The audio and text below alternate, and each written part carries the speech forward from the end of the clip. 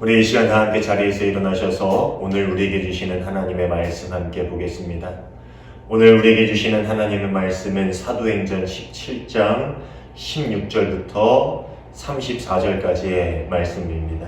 사도행전 17장 16절부터 우리 34절까지 볼 텐데 제가 16절부터 21절까지만 읽고 나머지는 함께 말씀을 나누면서 보도록 하겠습니다.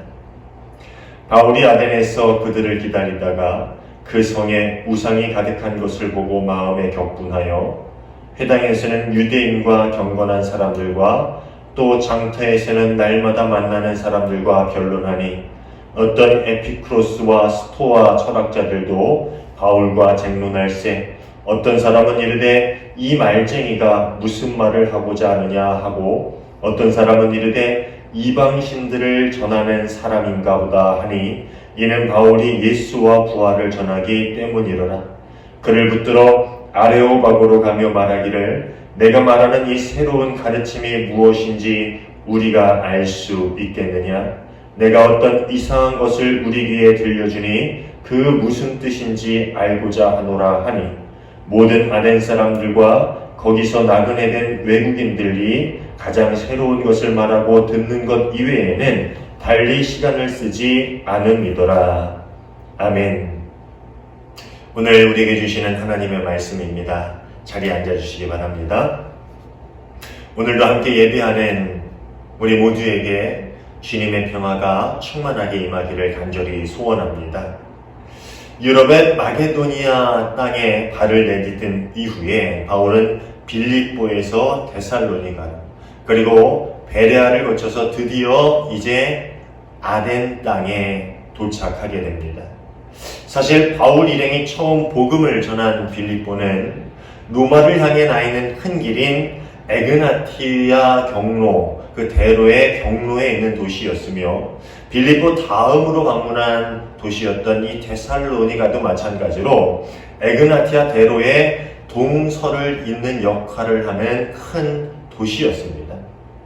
그렇다면 자연스럽게 이 데살로니가 도시를 경유한 다음에 이 그리스 북부를 지나서 배를 타고 로마 제국의 심장인 로마로 가는 것이 자연스러운 경로였을 것입니다.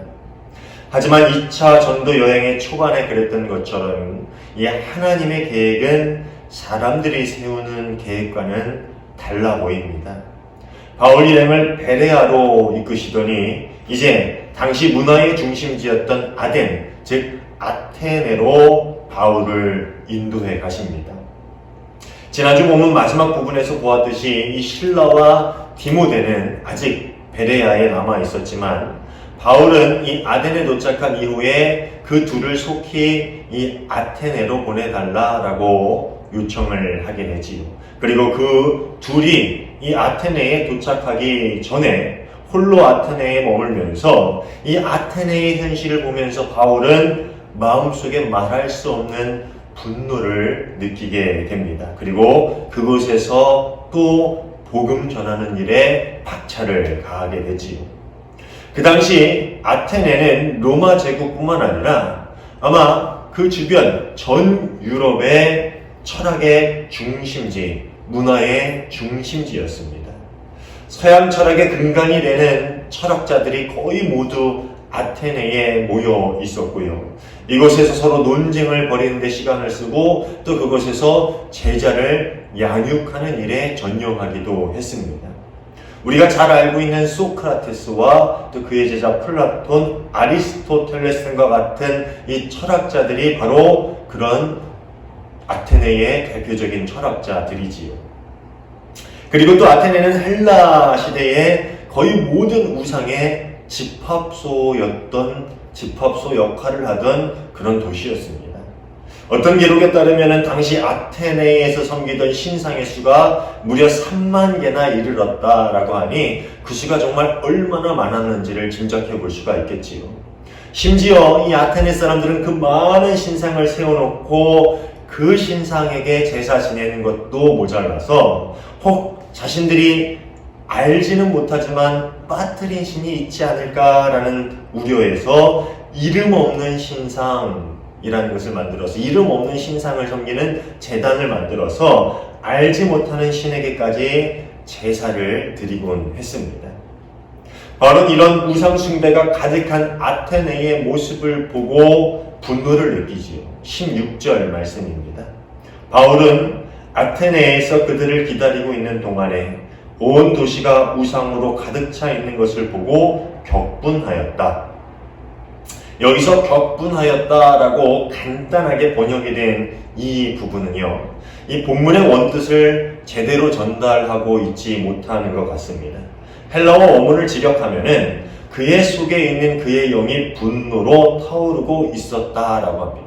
상당히 긴 부분인데 이 부분을 격분하였다라고 간단히 이렇게 번역하고 있지요. 지성인이라 자취하는 많은 사람들이 모여 있었고, 당시 문화의 중심지라 여겨왔던 그 아테네가 신화에 등장하는 그 신들과 또 여러 가지 이야기에 등장하는 영웅들과 같은 그런 모습들을 조각으로 만들고 그것을 신으로 섬기면서 경배하는 모습을 보면서 바울은 말할 수 없는 분노가 마음속에서부터 끌어올랐던 것이지. 이것은 그가 우상을 혐오스럽게 여기는 유대인의 전통에 익숙한 사람이기도 했겠지만 무엇보다도 예수님을 만난 후에 그의 영이 하나님께 사로잡혔기 때문입니다. 하나님이 그의 영을 사로잡은 후에 바울은 하나님의 마음을 동일하게 느끼고 그것에 대해서 반응하게 된 것이지요. 그래서 우상이 만연한 도시와 사람들을 보면서 그의 속에 있는 영이 분노로 타오르게 된 것이지요. 이것은 절대 사사로운 감정이 아니고요. 바울이 느낀 이런 마음, 이런 감정을 우리는 것을 거룩한 분노라고 부릅니다. 하나님의 마음을 품고 사는 이들이 세상의 어리석음과 또 불의한 일들을 보게 될 때에, 그리고 사단이 이 세상을 지배하고 휘둘르는 그런 일들을 보게 될 때에 느끼는 분노가 바로 이 거룩한 분노라는 것입니다. 이것은 우리가 무시를 당하거나 모욕을 당하거나 손해를 입게 될 때 느끼는 그런 분노와는 전혀 다른 감정입니다. 이제까지 사도행전을 여러분도 보셔서 아시겠지만 바울은 억울하게 모욕을 당하거나 또 옥살이를 하거나 또 억울하게 매를 맞을 때에도 그것에 대해서 한 번도 분노를 표현하지 않아요. 저것들이 내가 누군 줄 알고 내가 뭘 어쨌다고 이렇게 그런 박해와 매질과 그런 모든 멸시에는 분노의 모습을 보이지 않습니다. 그저 모든 박해를 묵묵히 몸으로 받아내고 아무런 반응도 아무런 대꾸도 하지 않습니다. 그렇지만 사람들이 어리석은 우상 숭배를 하며 살아가는 모습이 가득한 그 아테네의 모습을 보면서 그가 분노를 느끼기 시작하는 겁니다. 사단이 사로잡은 도시, 온갖 악이 횡행하고 사람들이 영원한 죽음으로 달려가고 있는 그 모습들을 보면서 그는 마음속에서 그 마음 깊은 곳에서 하나님이 주시는 마음으로 그의 영이 분노하는 것을 느끼게 된 것이지요. 여러분, 우리에게는 이런 마음이 있습니까? 세상에 악한 일들이 가득한 것을 보면서 또 음란이 가득하고 우상들이 사람들을 사로잡고 또 만몬이라는 그 악질 사단이 사람들의 영을 지배하는 모습을 보면서 우리는 분개하고 분노하는 그런 마음을 가지고 살아가고 있는가 하는 말입니다. 아니, 우리 안에 있는 그런 죄악된 모습을 보면서 우리는 우리 자신에게 스스로 분노하고 슬퍼하고 가슴 아파하는 그런 마음, 그 거룩한 분노, 그런 거룩한 영이 우리 안에 있는가 하는 말입니다. 심지어 교회 안에서도 불의가 자행되고 그리스도인이라 이름 붙여진 이들의 삶에서 거짓과 기만이 가득한 모습을 보면서 우리의 마음은 바울과 같이 울분이 가득하고 거룩한 분노가 넘쳐나고 있습니까? 그런 분노 때문에 우리는 더욱더 기도하고 더욱더 가슴 아파하며 하나님께 부르짖는 삶을 살아가고 있는가? 또 우리 안에 있는 그 죄들과 그 분노를 가지고 싸우며 살아가고 있는가 하는 말입니다. 혹 거룩한 일을 위해서는 분노하지 않으면서 우리의 체면, 우리의 권위, 우리의 이득을 위해서는 분노하고 조금도 지지 않으려는 그런 모습으로 이 세상을 살아가고 있지는 않은지 우리 한번 우리 자신을 돌아봤으면 좋겠습니다. 사랑하는 여러분, 오늘 우리가 아까 찬양한 것처럼 주님께서 내 안에 계시면, 그리고 우리 영을 깨워주시면 우리 안에 그런 거룩한 분노, 거룩한 마음이 생기게 될 줄로 믿습니다. 우리의 사사로운 일이나 감정으로 분노하고 울분을 토하는 것이 아니라 하나님의 마음으로 세상을 볼 때 그런 거룩한 분노, 거룩한 울분, 거룩한 애통이 우리 안에 가득하게 될 것이라 믿습니다. 그런 마음이 우리 안에 가득할 수 있는 저와 여러분 모두가 되시기를 간절히 소원합니다. 그렇게 속에서 영이 분노로 타오르는 것을 느끼던 바울은 어떤 반응을 보일까요? 17절입니다. 그래서 바울은 회당에서 유대 사람들과 이방 사람 예배자들과 더불어 토론을 벌였고 또한 광장에서는 만나는 사람들과 날마다 토론하였다. 그는 회당에 가서 먼저 유대인들과 또 그곳에서 개종한 헬라인들을 상대로 참 진리가 무엇인지에 대해서 이야기하기 시작합니다. 복음을 선포하기 시작한 것이죠. 그리고 또 사람들이 모이는 광장, 즉 아고라에서 이방인들을 만나서 날마다 그들에게 복음을 전하기 시작합니다. 그들이 지금 행하고 있는 그 우상숭배가 얼마나 어리석은 일인지, 참신, 참 하나님이 누구인지, 그리고 어떻게 인간이 구원을 얻을 수 있는지에 대해서 날마다 이 광장에 나가서 만나는 사람들을 붙들고 그렇게 변론하는 그런 열정적인 모습을 바울은 보여줍니다. 본문 18절을 보면은요, 그렇게 열정적으로 복음을 전하다가 이 바울이 어떤 사람들을 만나게 되는데, 당시 대표적인 헬라의 철학학파 사람들과도 논쟁을 벌이게 되는데, 우리가 익히 들어서 잘 알고 있는 에피쿠로스 학파와 스토아 학파 사람들이 바로 그 사람들입니다. 우리가 흔히 에피쿠로스 학파는 이 쾌락주의를 주장한 학파로 알고 있는데, 사실 그렇다기보다는요, 그들은 세상과 신이 서로 멀리 떨어져 있고 신이 인간의 삶에 개입하지 않고 서로 교류하지 않기 때문에 최선을 다해서 인생을 살아가며 아무런 방해를 받지 않고 이 세상에서의 행복한 삶을 추구하는 그런 철학을 가지고 있던 사람들이었어요. 좀 어렵지만 그렇게 알고 있으면 되고요. 또 스토아파는 신성이 모든 개인 안에 있다고 그렇게 주장하면서 인간의 미덕은 그 내면에 있는 신적 이성과 결합해서 이상적인 현인의 삶을 살아가는 데 있다라고 주장한 사람들이에요. 좀 어렵죠? 그런데 어쨌든 에피쿠로스와 스토아파가 그 당시에 이렇게 쌍벽을 이루던 이 헬라 철학의 대표적인 학파들이었습니다.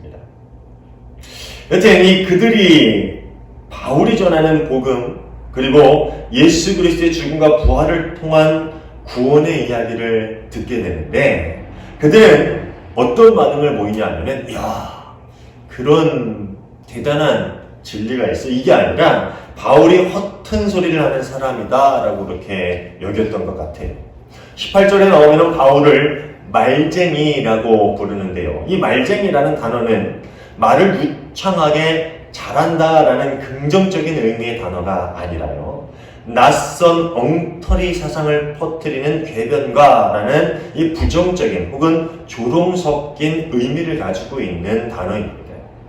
사실 이 단어는 이삭을 주워 먹는 참새나 들판에서 곡식을 주워 먹는 까마귀 등을 가리키는 그런 단어로 사용되기도 하는데, 또 시장에서 쓰레기를 줍거나 마차에서 떨어지는 음식 쓰레기를 줍는 사람을 나타내는 단어로 또 사용되기도 했습니다. 그러니까 이들이 이 단어를 사용해서 바울을 말쟁이라고 부르는 것은요, 바울이 지식의 쓰레기를 여기저기서 주워 모아 자신의 주관도 없는 엉뚱한 말을 하는 사람이다. 그러니까 이 신화 저 신화 여기저기서 막 얘기를 들어다가 그냥 말도 안 되는 엉뚱한 이야기를 하고 있다. 그런 말을 하는 사람이다 라는 것을 비하하는 표현이 바로 이 말쟁이라는 표현이었습니다. 그리고 19절을 보면은요, 이 바울을 붙들어서 아레오바고 광장으로 가서 새로운 가르침에 관한 이야기를 해달라라고 하는 것 또한 이 바울에게 호의를 베푸는 차원에서 그렇게 권유한 것은 아닙니다. 물론 반은 호기심이고 또 반은 궁금한 마음이 있겠지만 그것은 어떻게 보면 바울을 위협하는 그러한 요청이기도 했습니다. 18절 후반부에 보면은 바울을 이방신들을 전하는 사람이다 라고 생각해서 곧이어 바울을 아레오방장으로 끌고 갔다라고 이렇게 표현되죠. 그런데 이게 굉장히 위협적인 의미가 담겨있는 행동입니다. 우리가 너무나도 잘 알고 있는, 누구나 알고 있는 철학자, 너 자신을 알라 라고 말했던 철학자 누구죠? 소크라테스. 이 소크라테스가 재판을 받고 죽게 된 이유가 바로 여기에 있었습니다. 외국의 신들을 선전한다. 이것이 소크라테스가 기소당한 내용이었고 사형을 선고받은 이유입니다.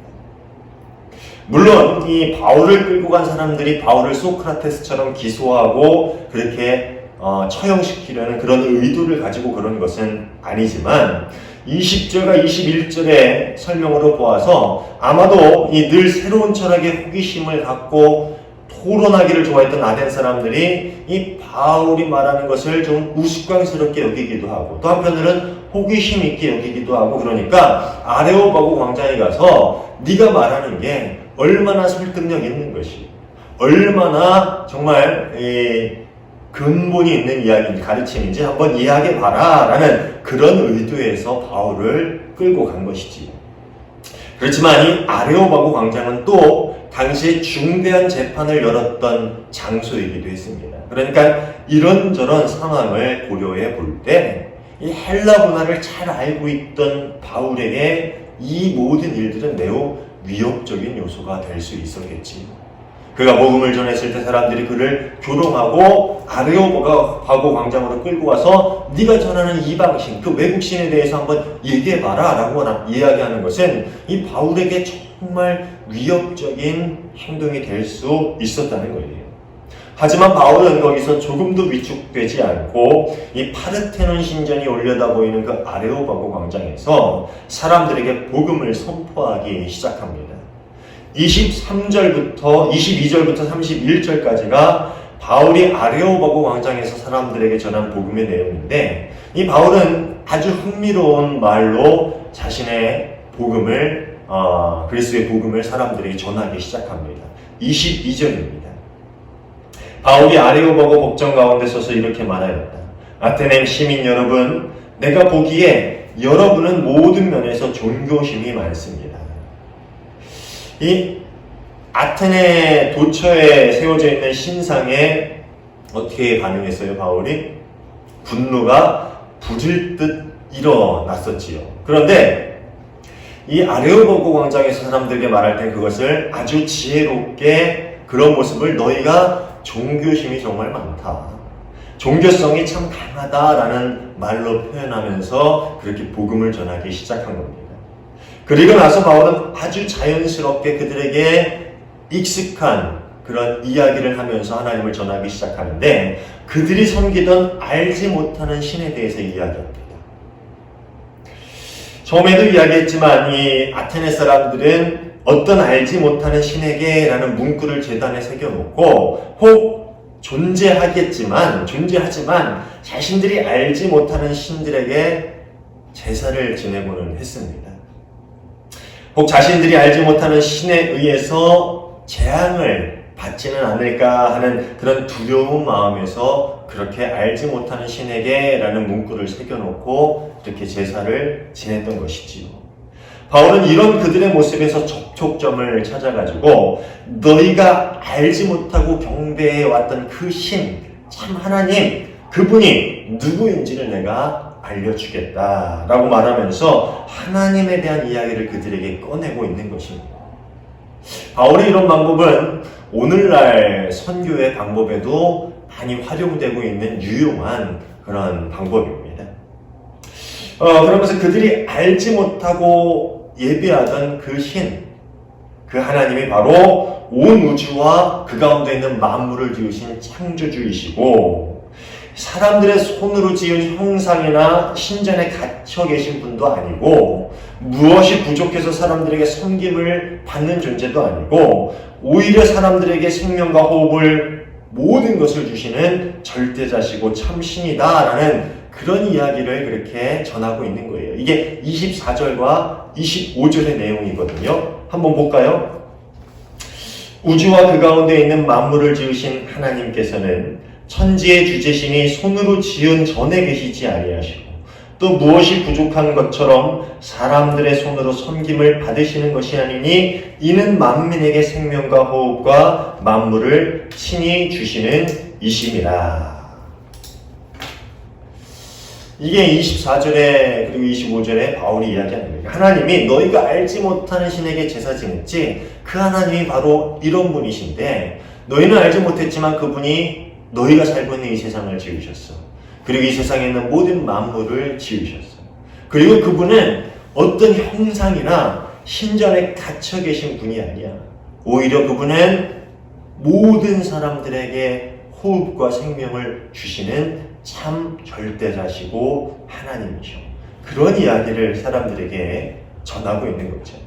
그리고 조목조목 당시 철학자들이 주장하던 이야기들이 잘못되었다라는 것을 이야기하고 있는데 27절을 보면은요, 사람이 누구나 하나님을 찾으려고 하면 하나님을 만날 수 있을 정도로 언제나 하나님이 우리 각 사람에게 멀지 않게 가까운 곳에 계신다라는 말을 하고 있는데 이것은요, 신이 인간사에 개입하지 않고 무관심하시다라는 에피쿠로스 학파의 주장을 반박하면서 하나님이 우리 안에 그리고 우리와 가까이 그리고 하나님을 찾으려는 모든 인간에게 언제나 가까이 계셨다라는 그런 이야기를 하고 있는 것입니다.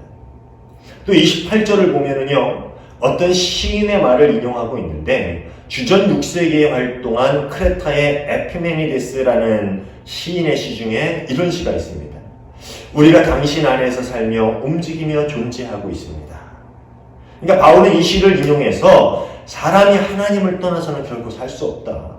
우리 사람들이 하나님 안에서 살고 움직이면서 하나님 안에서 존재하고 있다. 그러니까 뗄래야 뗄 수 없는 존재다. 이 시인의 시를 인용하면서 하나님을 설명하고 있는 거죠. 그리고 한편으로는 하나님의 우리의 근원이 되시고 우리는 그분의 소생, 즉 자녀다라는 이야기를 하고 있습니다. 그리고 하나님은 당시 아테네에 있던 모든 신상과 같이 어떤 형상에 담아둘 수 없고 형상에 담아두고 이렇게 관계하는 분이 아니라 아버지와 자녀의 관계같이 사람들과 인격적인 관계를 원하시는 분이 바로 하나님이시다. 그런 말을 사람들에게 전하고 있는 거예요. 사실 오늘 본문의 설교는요, 이제까지 보아왔던 바울의 다른 설교와는 좀 달리 조금 어려운 내용들을 담고 있지요. 어떤 철학자들의 주장에 대해서 반박하고 또 아테네의 철학자들과 또 지성을 중시 여기는 그 사람들이 알기 쉬운 또 납득할 만한 시인의 시를 끌어다 또 철학자들의 내용을 반박 이러다 보니까 아주 좀 어려운 내용을 담고 있습니다. 그렇지만 우리가 정말 가슴에 새겨야 할 중요한 이야기를 우리에게 전해주고 있습니다. 그것은 뭐냐면은 우리는 과연 누구를 믿으며 누구에게 예배하는가를 정확히 알고 있는가라는 질문을 우리에게 던져주고 있는 것이지요. 제가 DTS 이야기를 자주 하는데요. 이 YM의 DTS를 가면요, 거기에 표가 딱 붙어 있는데 저는 그 표가 참 좋아요. To know God and to make Him known. 이게 뭐냐면 하나님을 알고 하나님을 전하자라는 내용이에요. 하나님을 알고 하나님을 전하자. 이 순서가 중요하죠. 사람이 어떻게 자신이 알지 못하고 만나지 못하고 체험하지 못하는 것을 전할 수가 있겠어요? 만약 그렇게 전한다 하더라도 그것은 힘없고 영향력 없는 그냥 단순한 전달이 되고 마는 것이지요. 아테네 사람들이 알지 못하는 신에게 경배한 이유는 간단해요. 하나는 두려웠기 때문이고 또 하나는 이 세상에서의 번영을 그들이 가져다 주기를 원했기 때문입니다. 그래서 알지는 못하지만 자신들의 평안한 삶을 위해서 이름 없는 신에게, 알지 못하는 신에게 제사를 드렸던 것이지요. 그렇기 때문에 그들은 신과의 인격적인 교제가 무엇인지를 전혀 깨닫지 못하고 있었어요. 심지어 알지 못하는 신뿐만 아니라 신상을 세워놓고 예배하는 모든 신들과도 인격적인 관계, 그런 것은 택도 없는 일이었어요. 그들이 전혀 생각지도 못했던 일이었다는 것이죠. 그들에게 신은 아버지 같은 존재가 아니라, 신과 자신 인간들은 아버지와 자녀 같은 그런 관계가 아니라 그저 멀리 있으면서 자신들의 재산을 받고 그것이 마음에 들면 그들에게 복을 주고 그것이 부족하거나 마음에 들지 않으면 질병과 같은 재앙을 주는 그런 존재였습니다. 그게 바로 그들이 생각하는 신의 모습이었다는 것이죠. 사랑하는 여러분, 그렇다면 우리는 하나님이 어떤 분이신 줄 알고 있습니까? 우리는 하나님을 알고 있습니까? 복음이 무엇인지 우리는 깨닫고 경험하고 그것이 내 삶을 변화시켜서 내 안에 하나님이 살아계셔서 누군가에게 복음을 힘있게 전하고 하나님을 영향력 있게 선포할 수 있는가 하는 말입니다.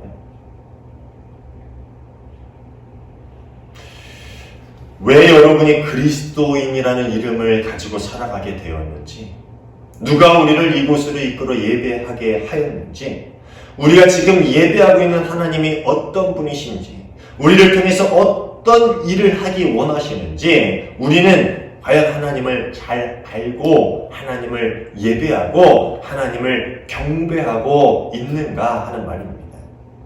사실 말씀드리긴 조심스럽지만 요즘 정말 이단이 너무 많아요. 때로는 이단 판정을 받은 이단들도 있지만 제가 보기에는 이거 정말 위험하다라는 말을 하는 사람들도 정말 많아요. 어떤 사람은 목사 안수도 받지 않고 신학도 공부하지 않았는데 그냥 선교사라는 이름을 가지고 사람들에게 말씀을 전하는데 정말 엉뚱한 이야기들 하는데 사람들은 거기에 열광합니다. 왜 그런지 아세요? 그들이 예배하는 하나님이 어떤 분인지를 알지 못하기 때문이죠. 그들이 말씀을 알지 못하고 하나님을 깊이 만나고 체험하고 하나님의 말씀을 알지 못하기 때문입니다. 사랑하는 여러분, 우리는 하나님을 알고 예배하고 있습니까? 우리의 삶 가운데 하나님을 만나길 원하고 하나님의 말씀을 통해서 하나님의 누구인지를 깨닫기를 원하는 그런 삶을 살고 있는가 하는 말입니다. 그래서 정말 우리가 하나님을 온전히 알고 예배하고 있는가? 올 한 해 정말 말씀을 깊이 묵상하고 말씀을 통해서 하나님을 알고 기도하며 예배하며 하나님을 만날 수 있는 여러분 모두가 되시기를 간절히 소원합니다. 그리고 하나님과의 인격적인 교제를 통해서 더욱 신앙이 건강하고 깊어질 수 있는 귀한 한 해가 될 수 있기를 바랍니다. 그래서 우리가 세상에 복음을 선포하게 될 때에, 하나님을 전하게 될 때에 그 복음이 힘있는 복음이 되고 그렇게 전하는 하나님의 이름이 그 사람의 삶을 변화시키고 나 또한 변화시키고 이 세상을 변화시킬 수 있는 영향력 있는 이름이 될 수 있기를, 그렇게 세상을 변화시키는, 세상의 복음의 씨앗을 힘있게 뿌릴 수 있는 저와 여러분 모두가 되시기를 주님의 이름으로 축원합니다. 기도하겠습니다. 하나님 감사합니다. 저희가 부족하지만 저희를 주님의 자녀 삼아 주시고 저희와 인격적인 관계를 통해서 하나님을 알게 하시니 감사를 드립니다. 저희가 더욱더 기도하며 하나님을 알기를 원합니다. 말씀을 통해서 하나님이 어떤 분이신지를 깨닫기를 원합니다. 날마다 말씀을 사모하고 묵상함으로 우리가 하나님이 원하시는 일들을 감당해 나가길 원합니다. 우리가 예배하는 것이 정말 어떤 것인지, 예배가 무엇인지, 또 예배를 받으시는 하나님이 어떤 분인지를 온전히 깨닫고 온전히 하나님을 예배할 수 있는 귀한 올 한 해가 되게 하여 주시옵소서. 주님께서 우리의 삶 가운데 늘 동행하시고 말씀을 사모하는 마음을 허락하여 주시고 말씀을 묵상한 가운데 주님을 만나게 하시고 기도하는 가운데 성령을 충만하게 부어주셔서 그렇게 하나님과의 인격적인 교제를 통해서 하나님께 더욱더 가까이 나아갈 수 있는 귀한 주님의 자녀 되게 하여 주시옵소서. 주님의 함께 하심을 믿고 감사하며 예수님 이름으로 기도하옵나이다. 아멘.